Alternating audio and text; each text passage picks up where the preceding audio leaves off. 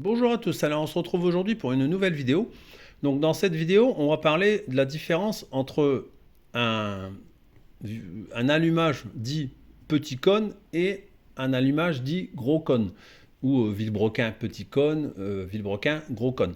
Donc pourquoi je fais cette vidéo? C'est parce que j'entends souvent parler sur les groupes Facebook ou etc. dans diverses conversations où on parle 103.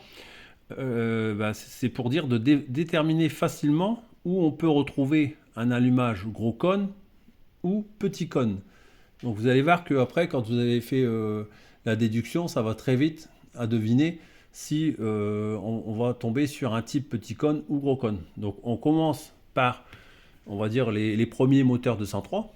Donc les premiers moteurs de 103 qui étaient montés avec un allumage à vis patiné, comme c'est le cas sur celui que je vous présente, c'est obligatoirement du gros cône.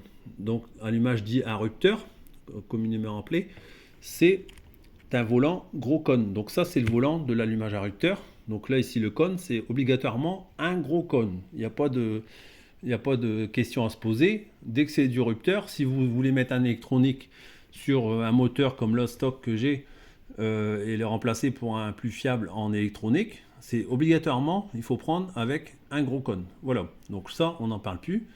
C'est le seul endroit où vous trouverez du gros cône sur vraiment les moteurs ancienne génération. Donc là, ce qui est compliqué, c'est si vous avez un allumage inchangé et que c'est déjà un électronique. Donc là, je vais vous expliquer comment faire pour identifier si ça a été un remplacement, etc. etc. Donc là, sur SP, voire Vogue, etc., je crois même que Vogue, normalement, il n'y a pas de gros cône, ça doit être que du petit cône à vérifier, mais c'est pas grave, de toute façon, je vais vous donner la technique pour savoir comment identifier un petit cône et un gros cône. Donc là, c'est pas compliqué, j'ai un vilebrequin gros cône type SP, et là, j'ai un vilebrequin petit cône type SP. Donc comme quoi on peut retrouver la même chose sur le même type de moteur. Donc là ici, tout ça pour vous dire que ici, si on mesure au pied à coulisse, on a 13 mm vraiment au bord, là où est mon ongle. Et sur le petit cône, on a 12 mm. J'ai relevé la cote avant, mais dans la vidéo, ça passe pas bien, ça fait flou. Mais en fait, c'est 12 mm. Donc là, je vous fais voir comment on fait le relevé pour la prise de mesure.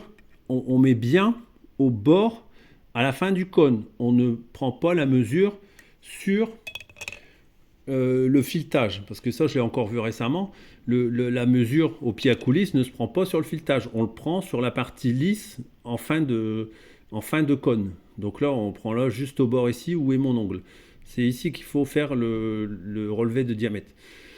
Donc tout ça pour vous dire que sur SP, MVL bien sûr, on retrouve du petit cône et du gros cône. Donc là, petit cône, on est à peu près un peu moins de 12. Enfin, pour mon cas, moi j'ai sur plusieurs vilebrequins où j'ai fait le relevé au pied à coulisse, je suis à peu près à un peu moins de 12 mm.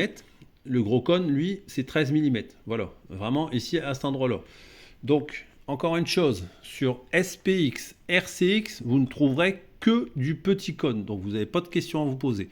Donc, la seule question que vous pouvez vous poser, c'est sur moteur type SP MVL ou si c'est pas d'origine à un rupteur, bah là, il faut contrôler. Alors, pareil, si vous avez des volants qui traînent, mince, je ne sais pas si c'est un petit cône et un gros cône, je vous explique également comment on peut faire. Donc là, je vous fais voir le cas du gros cône que je vais emmancher, bah forcément, dans un SP, mais type gros cône, donc forcément, ça va aller tout seul. Pour vous faire voir un petit peu où ça arrive au niveau de la vue quand on l'a emmanché. Donc vous voyez, j'ai le filetage qui sort bien du volant, et on voit qu'on est bien apposé sur le pourtour du cône. Voilà.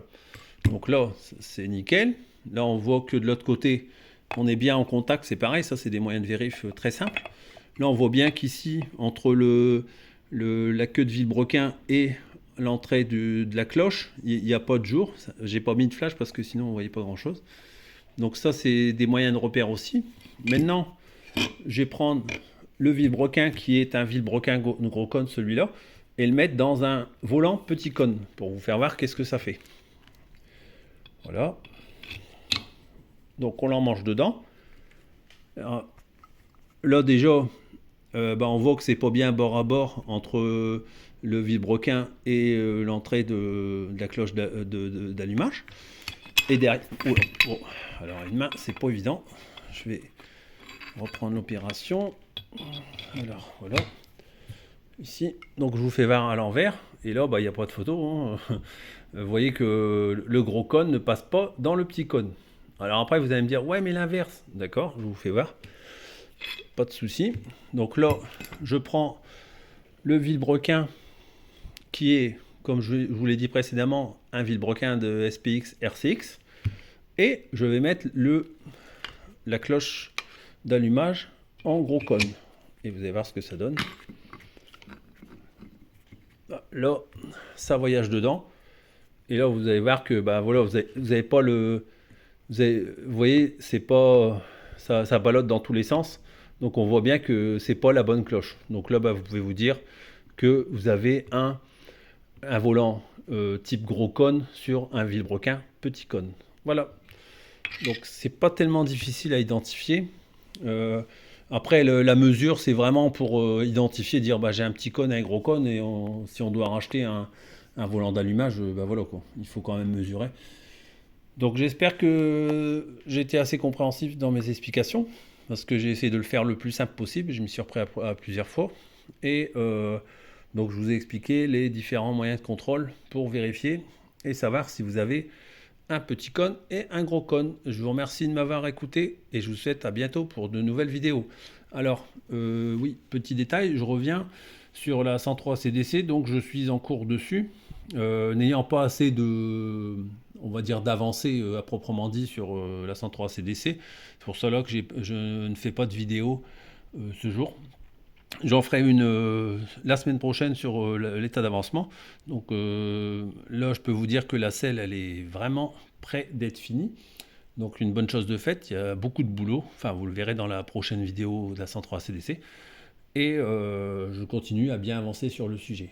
Bientôt, j'attaque la 103 chrono en parallèle. Donc beaucoup de boulot pour moi en début d'année. Donc des projets super sympas. Et voilà, on continue les vidéos. Allez, à bientôt.